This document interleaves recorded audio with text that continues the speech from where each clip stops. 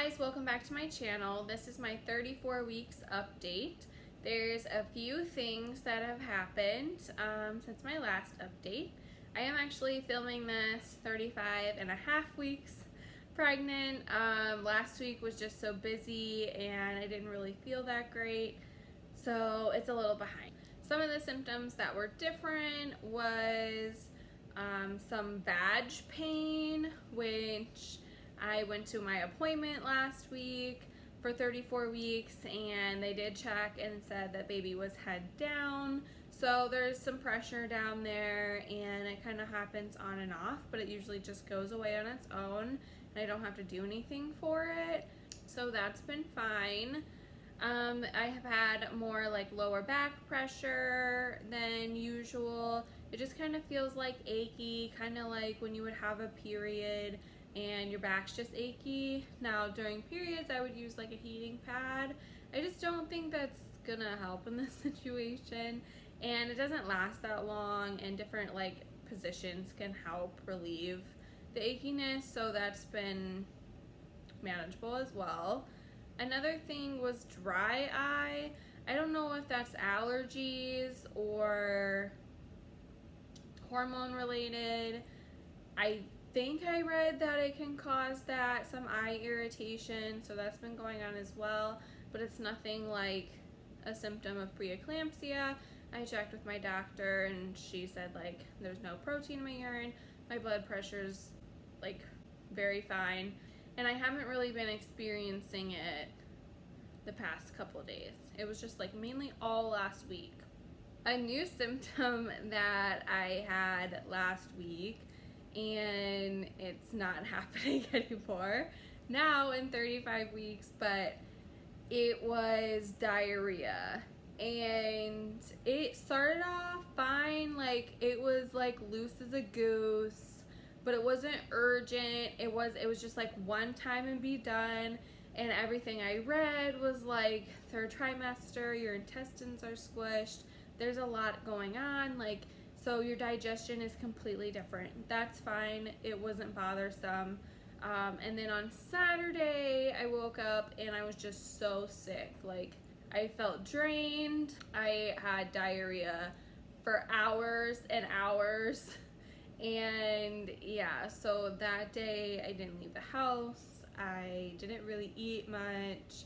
I just felt, you know, like I just wanted to lay in bed all day. And after that day, like, I have felt fine since. I'm not sure if it's food related because it got better or kind of what happened, but yeah, so that was my experience, and that was definitely one of the things that made this video late for 34 weeks, is because I didn't really feel that good. At my appointment, we talked about checking for dilation and effacement for my next appointment, which is 36 weeks, so coming up very shortly. And I'm gonna get tested for group B strep, which everyone gets tested. It's bacteria that lives in your intestines and can like grow into your vag. And about 40% of women have it, and it doesn't really do anything. But for a baby, it can be pretty life-threatening. So they test for it, and then if you have it, then you get like IV antibiotics during labor. The issue with that, and that's why I talked to her about it, was that the antibiotics used to kill that infection or bacteria or whatever it's classified as, I'm allergic to. So she said that she was going to like test in a lab different antibiotics that I'm not allergic to see if it would, you know, kill the bacteria or infection for me to be able to deliver vaginally. So I'm just hoping I don't have group B and that I don't have to worry about it. But if I do, I'm sure it'll be fine, and you know, it'll be figured out, and that'll be that. My groin pain had completely like decreased and during the 34th week, which is super exciting. I don't feel any pain like while walking or anything like that. Of course, it's still stiff while I sleep, which is totally expected, but we're mobile people, so that's all we can ask for. Insomnia is still happening, but it's not as consistent. But I did definitely notice during the 34th week, if I did not sleep, like there was one day I only got 2 hours sleep, I was up and until like 4 in the morning, and then I woke up at 6:30 for work, because I work from home for a couple hours a day, and I was just so tired, and I was definitely emotional from that.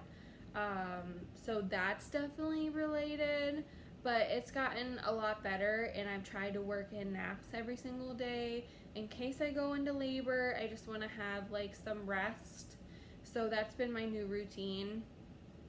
If I sleep longer than like 7 hours at night, I don't really try to nap.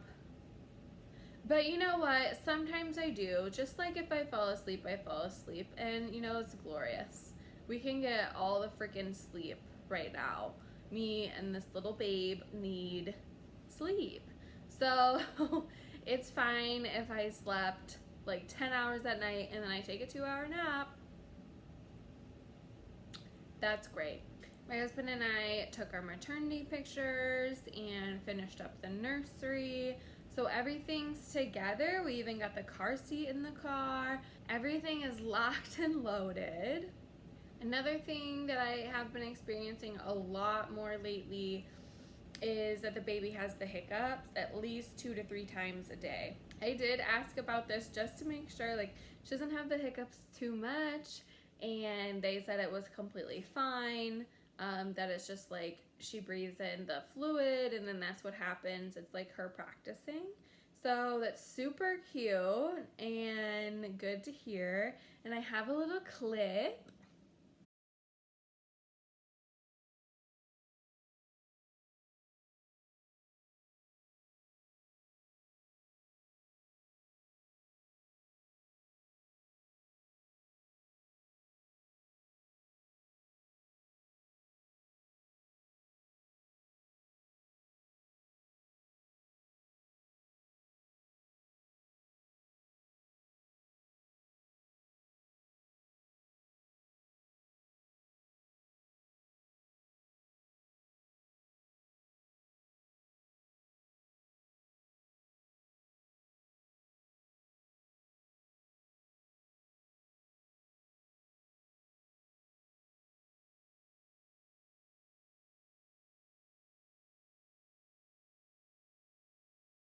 And as you can see, it's rhythmic, the movements, which is super cute. So like I said, I'm filming this 35 and a half weeks pregnant, and my plan this week is to get a yoga ball or an exercise ball or whatever it's called so I can get bouncing it out real soon. And I will talk more about my 35th week in another update because more stuff has happened and things are moving along and I'm super excited. But yeah, I think that concludes this update, and you can check back in a couple days for my next one.